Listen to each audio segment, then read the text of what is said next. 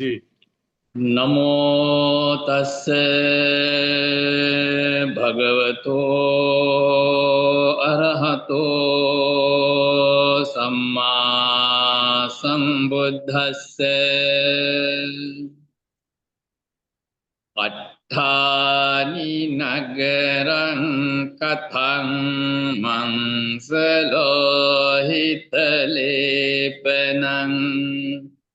यत्थ जरा च मच्चु च मानो मग्खो च ओहितो। यह शरीर अस्थि से बना हुआ नगर जैसे है। जैसे बाहर से मांस तथा रक्त के द्वारा लेप दिया गया है, इस नगर में वृद्ध अवस्था, मृत्यु, अभिमान और ईर्ष्या ईर्ष्या आदि दुर्गुण वास करते हैं। परम पूज्य महासंघ प्रिय उपासक उपासिकाएं, महाबोधि धम्म सभा में इस संडे को भी धम्म सभा शुरुआत करने का जो धम्म चिंता के लिए मुझे निमंत्रण दिया, इसी के लिए आप सबको धन्यवाद। हर सत्य की तरह इस बार भी मैंने आपके सामने एक धम्म पद की गाथा प्रस्तुत किया। इस गाथा के द्वारा भी तिलोगुरु सम्यक संबुद्ध ने आप हम सबको बेहतर जीवन के लिए, सुखद जीवन के लिए, सांसारिक परेशानियों का मुक्ति के लिए एक उपदेश देते हैं। अट्ठानि नगरं कथं मांसलोहित लेपनं यत्त जरा च मच्चु च मानो मक्खो च ओहितो। बुद्ध ने इस शरीर को, जो हमारे शरीर एक नगर को उपमा करते हैं। जैसे वो नगर हड्डियों से बने हैं और बाहर से मांस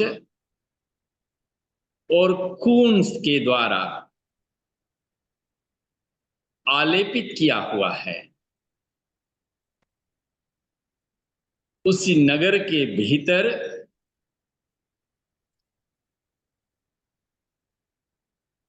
जो वृद्धावस्था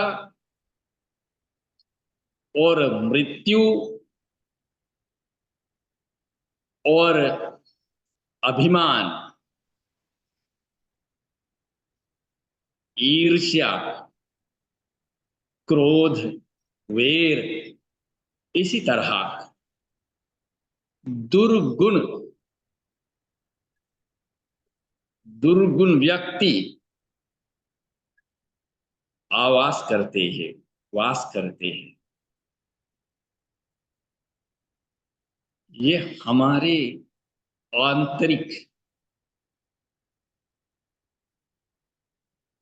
असली स्वभाव के बारे में बुद्ध ने इसी तरह इस गाथा के द्वारा उपदेश दिए। बाहर से देखने में बहुत अच्छे और सुंदर है, लेकिन भीतर से खतरे से भरे हैं, अनित्य से भरे हैं और मृत्यु के डर के द्वार पर, मृत्यु के खतरे के द्वार पर खड़े हैं। उतना नहीं, इस शरीर के भीतर जो बाहर से देख नहीं पाता, अंदर से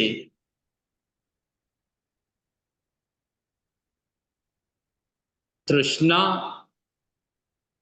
ईर्ष्या, क्रोध, वैर जैसा खुद के लिए, अन्यों के लिए जो हानिकर, नुकसानदायी दुर्गुण छिपा रहते हैं।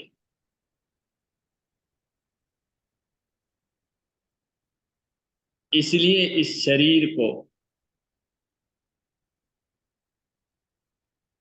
वर्णन के लिए, नहीं तो इस शरीर को, शरीर के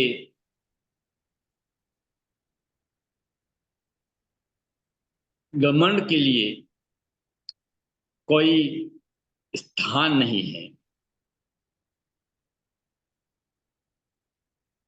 ये शरीर के भीतर के स्वभाव को स्वीकार कर अपने आप को इसी दुर्गतियों से सुधार कर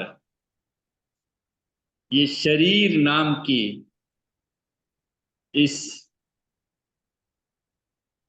अहं से मुक्त होने का, मुक्त करने का प्रयास सदैव करना है।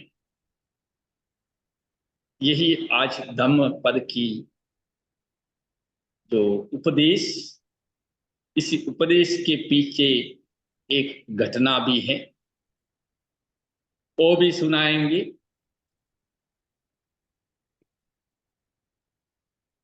सम्य संबुद्ध की परिवार में एक बहुत सुंदरी, उनकी ज्ञाति में बहन थे। वो इतना सुंदरी थे, इसलिए उनको रूपनंदा करके उनको नाम दिया। असली में वो जनपद कल्याणी थे।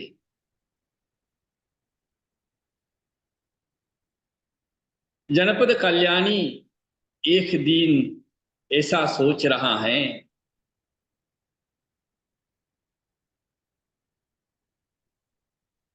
उनका जो पति, जो नंद भी प्रवृत्त हुआ और बुद्ध की जो संतान राहुल भी प्रवृत्त हुआ और उनका जो माता जी गौतमी भी प्रवृत्त हुआ। ये सब लोग बुद्ध की शरण में गया तो मैं इस महल में क्या करूं, मैं भी प्रवृत्त होना चाहिए। ऐसे सोचकर उन्होंने प्रौर जाल लिया, वो भी भिक्षुनी बन गया। लेकिन भिक्षुनी बनने के बाद भी इन्हीं ने अपना रूप के बारे में, सुंदरता का बारे में ये जो घमंड छोड़ नहीं पाया। इसलिए हमेशा वो अपना सुंदरता का वर्णन ही सुनना चाह रहे थे। और सोचना चाह रहे थे। ऐसे ही ख्यालों में, चिंताओं में डूबे थे। इसलिए बुद्ध धम्म संघ की उतना श्रद्धा भी नहीं बढ़े। फिर कभी सम्यक संबुद्ध के सामने गया ही नहीं, क्योंकि ये रूपनंदा भिक्षुनी जानते थे, सुने थे, बुद्ध शरीर की अनित्यता बताते हैं, सुंदरता वर्णन नहीं करते थे। इसलिए इन्हीं ने बुद्ध से कभी प्रवचन सुनने गए ही नहीं। लेकिन अन्य भिक्षुनियां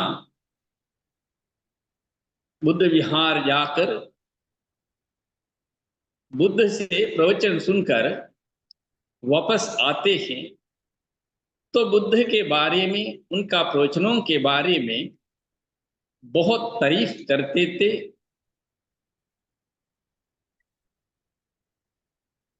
ये सब सुनकर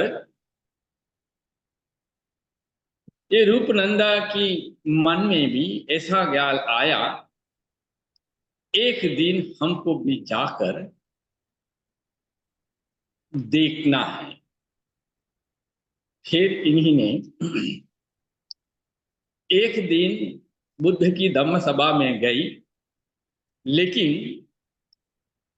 बुद्ध से चुप कर कहीं किसी किनारे बैठ गई। लेकिन बुद्ध की आंतरिक दृष्टि से चुप नहीं हो पाया। बुद्ध ने पहचान लिया, पता लग गया, जनपद कल्याणी भिक्षुनी प्रवचन सुनने के लिए आकर एक जगह चुप से बैठे हैं। फिर बुद्ध सोचते हैं, इनका इस घमंड को, अहंकार को, जो रूप पे जो अहंकार है, इसको निकाल देते हैं तो इनको भी मार्ग फल की क्षमता बेहतर है, वो निकाल सकते हैं। इसलिए बुद्ध ने सोचा, एक कांटे को दूसरा कांटे से ही निकला जा सकते हैं। तो किसी के पैर में अगर कोई कांटा फंस डस गया, तो कोई दूसरा कांटे के द्वारा ही उसी कांटे को निकाल सकते हैं। ठीक उसी तरह बुद्ध ने धम्म सभा में जो बुद्ध के सामने, जो बुद्ध के पास में एक बहुत सुंदरी कन्या स्त्री प्रकट किया था। लेकिन अन्यों को देख नहीं पाते, सिर्फ ये जनपद कल्याणी भिक्षुनी को ही ये स्त्री को दिखाई देते हैं, ये लड़की दिखाई देते। बुद्ध को पंखी के द्वारा हवा मारते हुए ये लड़की पास में खड़े हैं। जनपद कल्याणी देख रहा है, उनसे कई अधिक सुंदरी है। अगर देखा जाए, जो जनपद कल्याणी सोच रहा है, हम तो एक वृद्ध मरे हुए कौवा जैसा है, लेकिन वो बुद्ध के पास जो खड़े हैं वो रणहंस जैसा सुंदरी है। ऐसे तुलना करते हैं, उनसे भी ज्यादा सुंदरी बुद्ध के पास में खड़े हैं। ऐसे देखते देखते ये रूपनंदा ने देख रहा है उस युवती धीरे धीरे उम्र बढ़ता हुआ। 15-16 का जो उम्र में देखना शुरू हुआ, तो धीरे धीरे 20 साल, 30 साल, 40 साल के उम्र तक बढ़ते बढ़ते जा रहा है। फिर गौर से देख रहा है, पहले का सुंदरता घटते जा रहा है। फिर एक बूढ़ी औरत बुद्ध के सामने पास में खड़े हैं।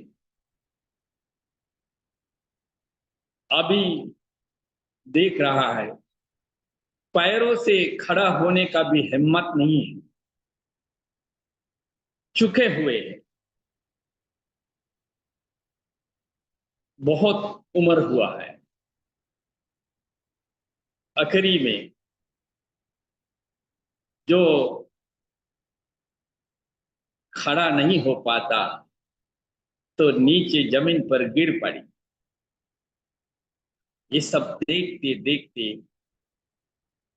जनपद कल्याणी सोच रहा है, उतना सुंदरी का हालात ऐसे हुआ तो मेरा भी ये सुंदरता कभी ना कभी इसी तरह खत्म हो जाएगा, बूढ़ी हो जाएगा और मौत भी आ जाएगा। इसीलिए इसके लिए अहंकार और अभिमान कोई काम की नहीं है। ऐसे सोचकर इन्हीं ने अपना अहंकार को अहंकार पर लज्जित होने लगा। फिर सम्यक संबुद्ध ने जनपद कल्याणी को आमंत्रण करते हैं, आमंत्रण करके उनको समझाता है इस शरीर के अनित्यता का बारे में। बाहर से जितना सुंदर है, भीतर से उससे कई अधिक इस शरीर के भीतर गंदगी से भरे हुए और दुर्गुणों से भरे हुए। उसी अवसर पर सम्यक संबुद्ध इस गाथा के द्वारा उपदेश दिए। अट्ठानि नगरं कथं मंस लोहित लेपनं यत्थ दराच मच्चूच मानो को मक्कोच लोहितो। जो हड्डियों का नगर जैसा, जो मांस और खून से आलेपित किया हुआ इस शरीर को वह हो जाता है और मृत्यु आ जाता है। इसके भीतर अभिमान और ईर्ष्या जैसा दुर्गुण कर चुके हैं। इसलिए इसी सत्य को समझते हुए, जानते हुए सोचते हुए हम लोग भी इस संसार में अच्छा काम करना है, अहंकार को मिटाना है, परार्थ की सेवा करना है। ऐसा अच्छा कामों से ही सांसारिक दुखों से मुक्ति पा सकता है। इसके लिए आप सभी लोग, अब आप सबको बुद्ध धम्म संघ की आशीर्वाद प्रार्थना करते हुए मेरा छोटा सा धम्म उपदेश यहाँ समाप्त करते हैं। आप सब लोग बहुत धैर्य से, शांति से धम्म को सुनो। इसी धम्म श्रवण से जितना भी पुण्य शक्ति, कुशल शक्ति अर्जित किया, उसी पुण्य शक्ति, कुशल शक्ति के द्वारा प्रार्थना करते हैं।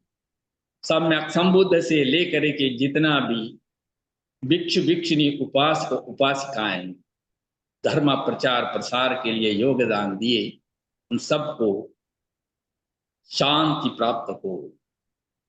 महाबोधि संस्था के संस्थापक बोधिसत्व अनगारिक धर्मपाल जी से लेकर के जितना भी महाबोधि संस्था के द्वारा धर्म प्रचार प्रसार के लिए योगदान दिए, सभी भिक्षु भिक्षुणी, उपासक उपासिकाएं, उन सबको भी शांति प्राप्त हो। तत्काल में महाबोधि संस्था की महासचिव परम पूज्य सीवली बंती जी से लेकर के जितना भी धर्म प्रचार प्रसार के लिए योगदान दे रहा है, उन सभी भिक्षु भिक्षुणी, उपासक उपासिकाएं, आप सबको, आप सबकी घर परिवारों को स्वस्थ रहें, सुखी रहें, सबको कल्याण हो। तिलो गुरु सम्यक संबुद्ध की महाकरुणा शक्ति, महाशील शक्ति, महाज्ञान शक्ति से आप सबको सांसारिक दुख अंत करके सुख प्राप्त होगा करके प्रार्थना। साधु साधु साधु साधु मंगलं रक्षन्तु सब देवता सब बुद्धानुभावेन सदा सुन्ति भवन्तु ते भवतु सब मंगलं रक्षन्तु सब देवता सब धम्मानुभावेन सदा सुन्ति भवन्तु ते भवतु सब मंगलं रक्षन्तु सब देवता सब संघानुभावेन सदा सन्ति भवन्तु ते।